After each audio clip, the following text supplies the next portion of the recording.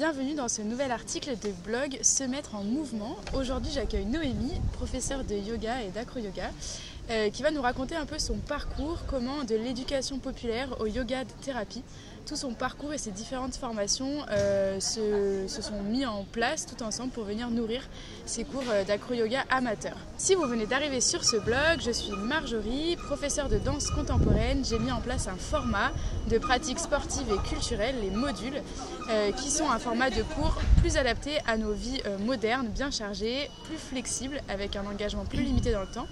Et une pédagogie qui va être vraiment là pour vous accompagner dans la détente et dans la bonne humeur et vous permettre de vous faire du bien au corps et au moral.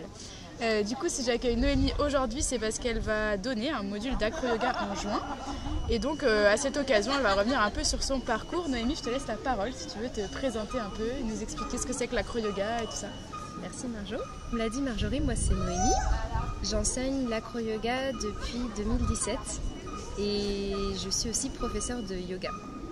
Avant ça, j'ai travaillé dans l'éducation populaire, l'éducation à l'environnement et même plus spécifiquement dans ce qu'on appelle l'éducation à la solidarité internationale, et je suis aussi géographe de formation.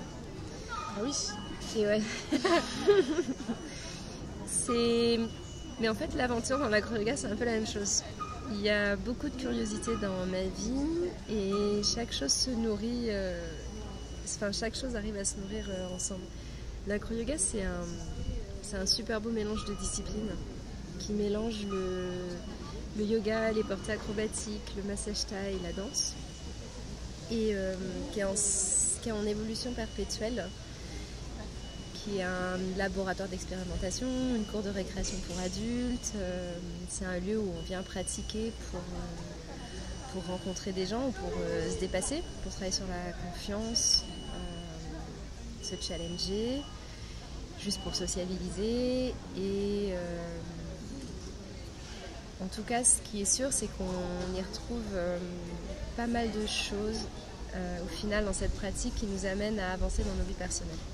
Super, merci. Est-ce que tu peux nous parler du coup un peu de ton parcours? Parce que je sais que tu as un parcours un peu atypique quand même par rapport à beaucoup de gens. Nous raconter un peu ce que tu as fait comme études et du coup ce que tu fais aujourd'hui. Ouais. J'ai fait des études de géographie. Ouais. Je crois parce que j'aimais le voyage, on va le dire comme ça. Et j'ai bifurqué vers l'éducation populaire. Je l'ai fait en même temps. En tout cas, c'est là-dedans que j'ai travaillé après. Okay. Avec une teinte d'éducation à l'environnement et à la solidarité internationale, qui était le voyage, et puis un petit goût pour la nature, les activités extérieures, le loisir. Et du coup, c'était quoi comme travail que tu faisais là-dedans? Qu'est-ce que je faisais?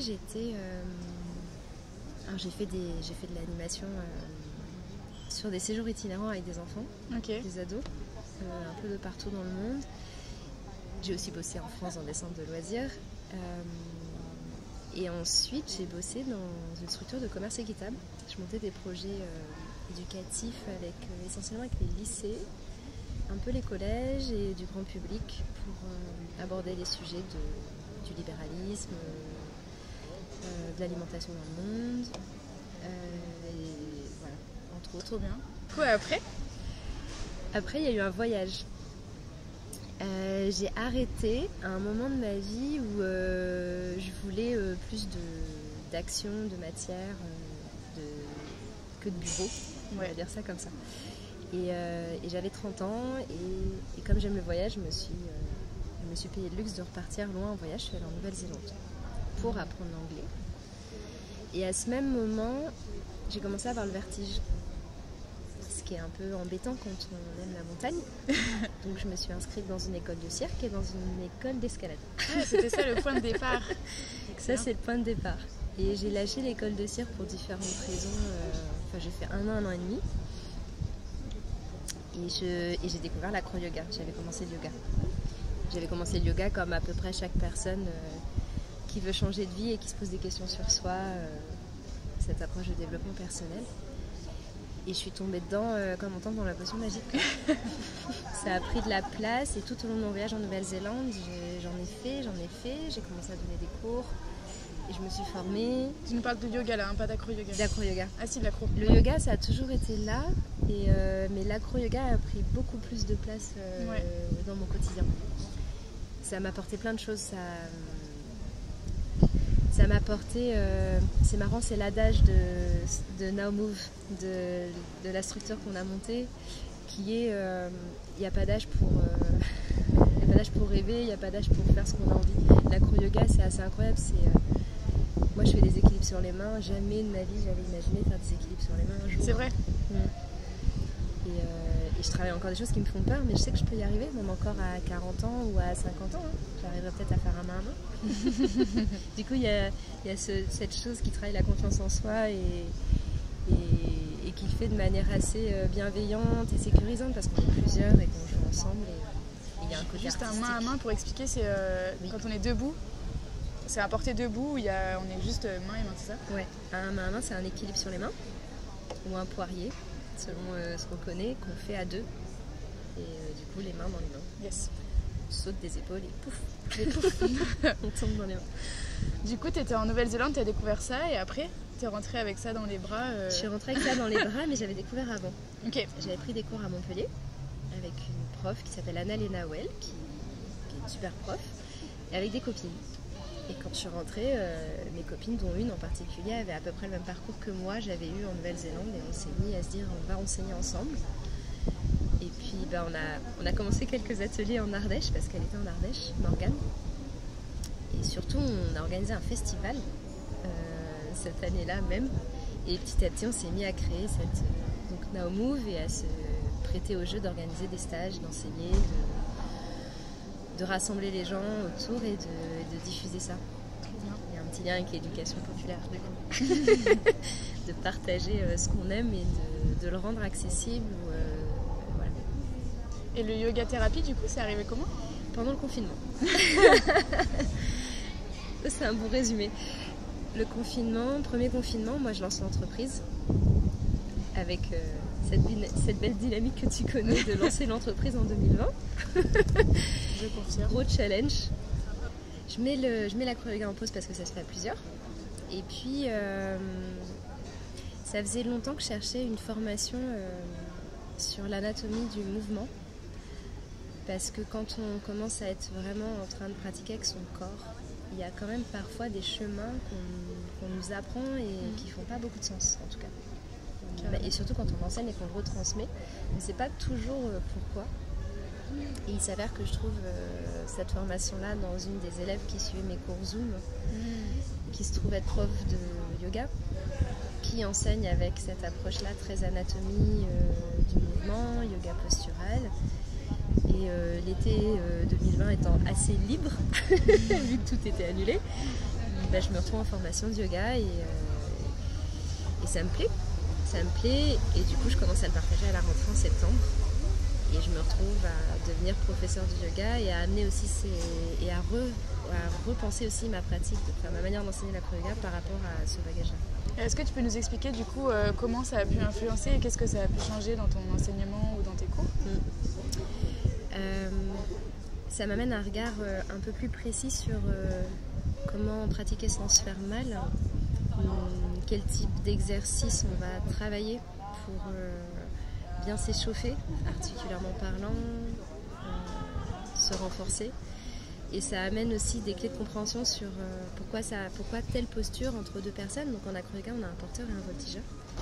On cherche souvent à régler pourquoi ça ne va pas vers la posture finale qu'ont montré les profs classiques.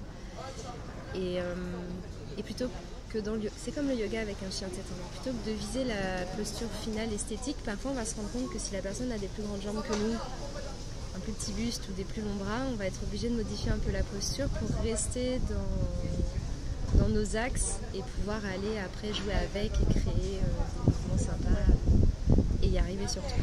Oui, parce que en fait c'est comme en yoga ou en danse, enfin moi c'est ce que je répète souvent, c'est-à-dire que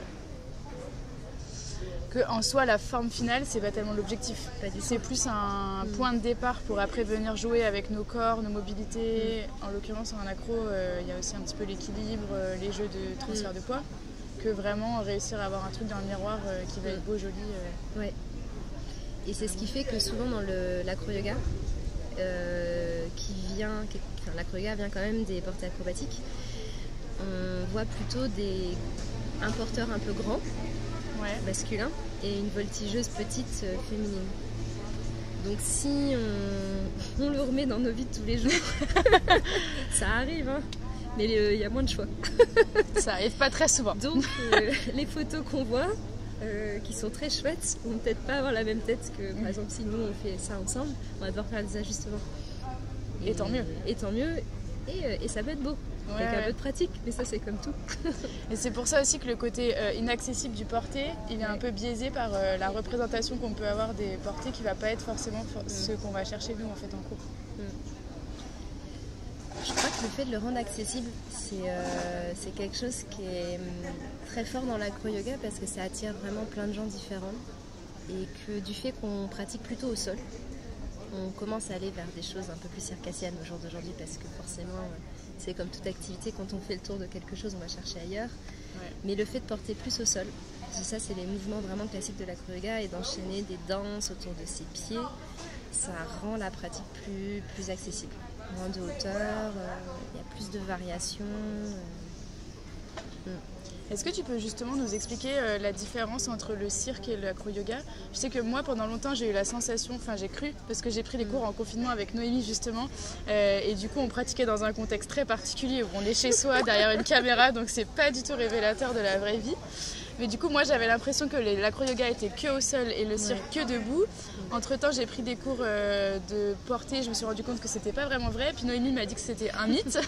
Donc, est-ce que tu peux nous expliquer du coup, acro-yoga, cirque, en fait, est-ce qu'on fait les mêmes mouvements? Est-ce que c'est une histoire de différents mouvements ou de philosophie? Qu'est-ce qui se joue entre ces deux disciplines? L'acro-yoga, c'est un mélange de plusieurs disciplines et selon les gens qu'on enseigne, on va clairement voir qu'on n'y retrouve pas les mêmes choses. Dans le langage commun, parce qu'on a besoin de différencier les choses, on va dire que c'est plutôt au sol et on fait tourner les gens sur ses pieds. Si on a besoin de différencier les choses, et ça c'est assez français. C'est vrai. Non, c'est vrai. On a besoin de s'y retrouver. Dans des pays comme en Allemagne ou ailleurs, on va se rendre compte que finalement, ils différencient pas tant. Ils différencient pas tant. Et moi j'aime bien dire que l'acro-yoga c'est vraiment ce mélange entre les portés circassiens, l'acro-gym, l'acro-danse. On parlait de dirty dancing tout à l'heure, mais c'est ça. Parce qu'il y a de la danse. Là, il y a l'école de Montréal, il y a beaucoup de. Il y a quelque chose de très dansé, dans le contact, dans l'échange des rôles entre le porteur et le voltigeur. Et le yoga là-dedans, c'est vraiment. C'est pas tant. On peut s'amuser à faire des postures de yoga, on peut faire ce qu'on veut en fait. On peut s'amuser à faire des postures de yoga sur quelqu'un, hein. Pourquoi pas les enchaîner. Il y en a qui le font. Mais c'est pas vraiment ça. Le yoga dans l'acro-yoga, c'est le fait de faire ensemble et de faire juste avec l'instant présent qu'on a. La grande différence, c'est qu'il y a pas de... On peut faire du spectacle, mais aller à un cours d'acro-yoga, c'est pas forcément préparer un spectacle de fin d'année. Et c'est pas non plus se préparer à faire des compétitions comme en gym ou en acro-gym. Du coup, je pense que la différence, elle se situe un peu là. Parce qu'aujourd'hui, on a des circassiens dans l'acro-yoga. Nous-mêmes, on va vers le cirque. Et je crois que c'est ce mélange-là qui est agréable. Oui, c'est clair. Et moi, je dis souvent c'est une cour de récréation parce que c'est vraiment ça. Hein. C'est un parc avec des gens en été.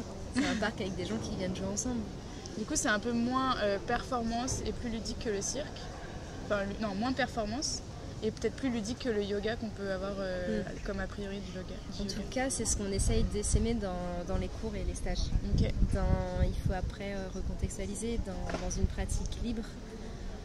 On est humain, il y a des fois on se prête au jeu de la performance, c'est aussi intéressant.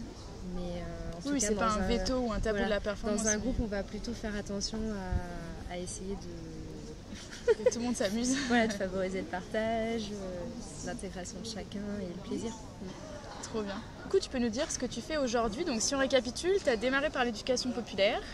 Tu as travaillé dans ce milieu-là et dans... Merde, je sais pas ce que tu m'as dit. Dans ce milieu-là et dans la gestion de projet. Tu es partie en voyage en Nouvelle-Zélande où tu as redécouvert l'acro-yoga que tu avais déjà quand même appréhendé à Montpellier. Ouais. Tu es revenu avec ça, avec l'envie du coup de diffuser et de transmettre l'acro-yoga. Tu es passé par le yoga thérapie. Ouais. Du coup aujourd'hui, tout ce joyeux mélange, qu'est-ce que ça donne concrètement dans ton quotidien? Qu'est-ce que tu fais de beau? Et bah c'est super parce que c'est ce que j'ai appelé Now Move avec Morgane. On est deux à avoir fondé Now Move, où on met en fait nos vies dedans, avec cette idée d'amener les participants à découvrir ce qui nous a permis en fait aujourd'hui d'en arriver là. Essentiellement, on va y trouver pour le moment des séjours ou des stages autour de l'acro-yoga, qui est notre passion commune, c'est ce qui nous a réunis. Là, il y a d'autres projets qui arrivent. Moi, je travaille avec une guide sur des séjours yoga rando, du coup, qui font écho à ce passé un peu de voyageuse et d'amour de la randonnée. Il y a des retraites un peu plus cocooning qu'on fait avec Morgane, où on y amène tout ce qu'on connaît sur nos connaissances, sur l'environnement. Elle était paysagère. Moi sur l'éducation à l'environnement, sur la cuisine aussi, qu'on a abordé toutes les deux. Et là on y met du yoga, de l'acro-yoga, on y met un petit peu tout. On se fait une semaine de vacances avec des gens et on diffuse tout ça. Et il va y avoir d'autres choses. Il y a d'autres personnes qui rentrent dans ce projet-là, qui ont des petites compétences en massage en plus. Et on va voir ce que nous raconte la rentrée prochaine. Yes. Du coup, l'acro-yoga pour toi c'est vraiment une discipline accessible à tous et à toutes? Ou est-ce qu'il y a quand même des contre-indications? Est-ce que tu peux nous... C'est accessible à tous et à toutes. Mais comme en yoga, c'est hyper important de donner les informations à vos professeurs d'une quelconque blessure. Pas que yoga, hein. C'est valable en danse, en toute pratique sportive, c'est hyper important. De donner les informations de votre santé à vos professeurs. Et ça peut être mental, physique, et c'est pas forcément des grosses blessures, parce que ça reste à un moment donné une pratique sportive et qu'on peut pas deviner. On peut pas deviner, et que même si on a des échauffements prévus pour, ils sont peut-être pas forcément adaptés à vous, et ça nous permet de recibler ça. Ouais, carrément. Et de prévenir. Tout à fait. Du coup, tu donneras en juin un module d'acro-yoga. Donc c'est un cours par jour pendant 5 jours. C'est du 13 au 17 juin au Rive du Lez, tous les midis. Les cours ont lieu tous les midis. Et en plus de ça, il y a un cours de clôture le soir qui aura lieu à la halle Tropisme. Est-ce que tu peux nous expliquer un peu ce qu'on va apprendre dans ce module et comment vont se dérouler les cours? C'est une vraie initiation à l'acro-yoga, de 1h30 sur votre temps de pause, avec l'idée de finir le vendredi soir tous ensemble en échangeant ce qu'on a appris et essayer de partir avec quelque chose à la maison que vous pourrez refaire et montrer à vos proches, échanger avec votre conjoint, vos enfants, votre famille, vos potes. Et voilà. Du coup, chaque jour il y aura un thème et à la fin, du coup, on rassemble tout ça? Oui, l'idée c'est de voir des postures de base, des enchaînements de ces postures-là qui vont bien ensemble, de susciter un petit peu votre créativité et d'explorer les différents types de postures qu'on peut avoir sur les côtés, les classiques, les birds, les inversions. Trop bien. Si vous voulez découvrir un petit peu de quoi il s'agit, du coup on vous a filmé un tuto, le tuto pour apprendre le bird. Donc le bird c'est justement la posture de base. On faisait un clin d'œil tout à l'heure, c'est l'équivalent du dirty dancing mais au sol. Ouais. Ou de l'avion que vous faisiez quand vous étiez petit. Voilà. Donc on vous a filmé ça, c'est accessible simplement en laissant votre adresse mail. Vous avez toutes les infos en bas de la page. Et voilà, que vous dire de plus? C'est pas mal déjà. C'est déjà bien.